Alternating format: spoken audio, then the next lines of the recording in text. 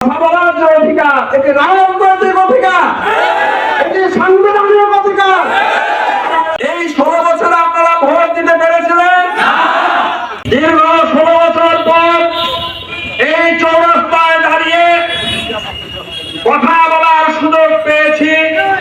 যে ছাত্র জনতার ঐক্যবদ্ধ আন্দোলনের মাধ্যমে এই 16 বছরের ফ্যাসিস্ট আওয়ামী সরকারের পতন ঘটেছে, এই পতন ঘটাতে গিয়ে ইতিমধ্যে প্রায় 1000 ছাত্র জনতার মৃত্যু ঘটেছে।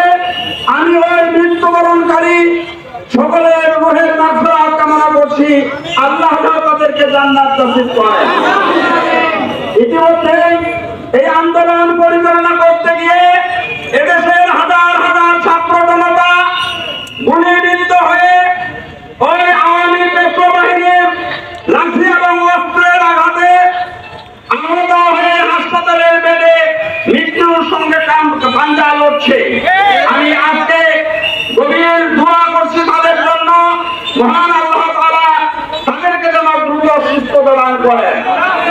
সংগ্রামী বন্ধুগণ, এটি 2024 সাল 5ই আগস্ট নতুন ভাবে বাংলাদেশ সৃষ্টি হয়েছে, স্বাধীনতা লাভ করেছে।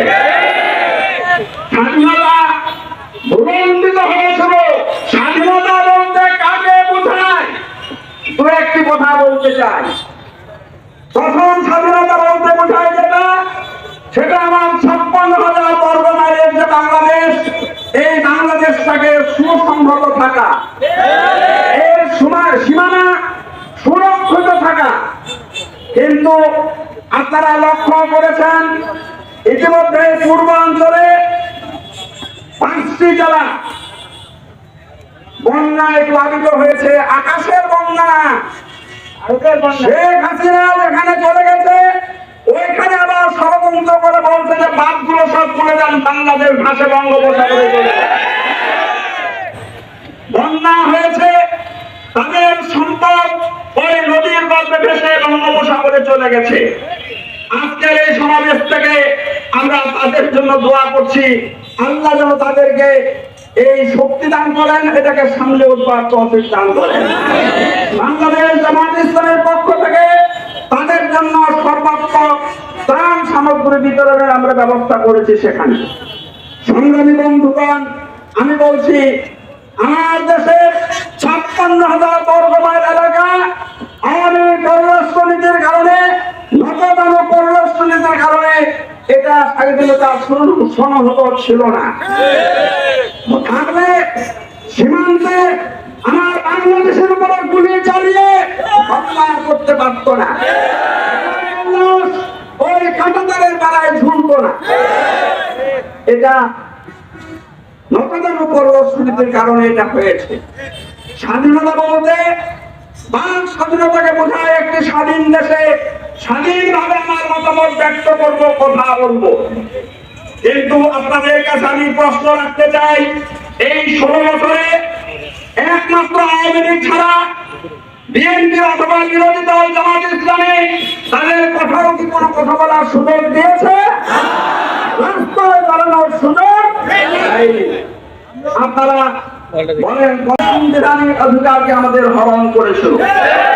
সংগ্রামী বন্ধুগণ, ভোটের অধিকার এই 16 বছরে আপনারা ভোট দিতে পেরেছিলেন।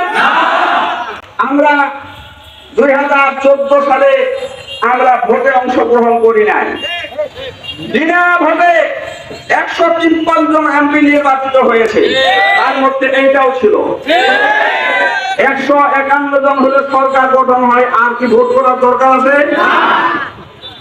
2018 সালে আমরা নির্বাচনে যাওয়ার চিন্তা করছি, নির্বাচনে দাঁড়ানোর চেষ্টা করেছিলাম এবং দাঁড়িয়েছিলাম। ঘটনা কি ঘটলো? আমার বিরুদ্ধে ওই নমিনেশন পেপার সাবমিটের আগে আমাকে জেলখানায় যেতে হলো। সাধারণ মামলা দিয়ে আমাকে জেলখানায় নিল। 21টি মামলা দিয়ে যাতে করে আমি জেলখানা থেকে বের হতে। আমি পুলিশের গাড়িতে চড়ে জেলখানা থেকে কোর্টে আসতেছি, কোর্ট থেকে আবার ফিরছি। এক পুলিশ ভদ্রলোক আমাকে বলছেন, স্যার শুনেন, কি বলতেছে, আপনার কথা শেখ হাসিনা বলছে। কেন, কি ব্যাপার?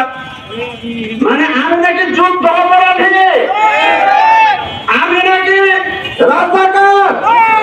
আমি আপনাদের কাছে বলতে চাই, এই লক্ষ জনতার কাছে আমি বিচার দিতে চাই, সত্যিকার অর্থে আমার স্বাধীনতা যারা হরণ করেছিল, পুলিশকে আমার বিরুদ্ধে নিয়ে দিয়ে আমার স্বাধীন কার্যক্রম করার যে সুযোগ ছিল সেটুকু যে করার যারা সুযোগ দেয়নি, তারা কি অপরাধ করে না? তারা অপরাধ করেছে, আমার উপরে জুলুম করেছে। এই জুলুমের পরিণতি তাদেরকে অবশ্যই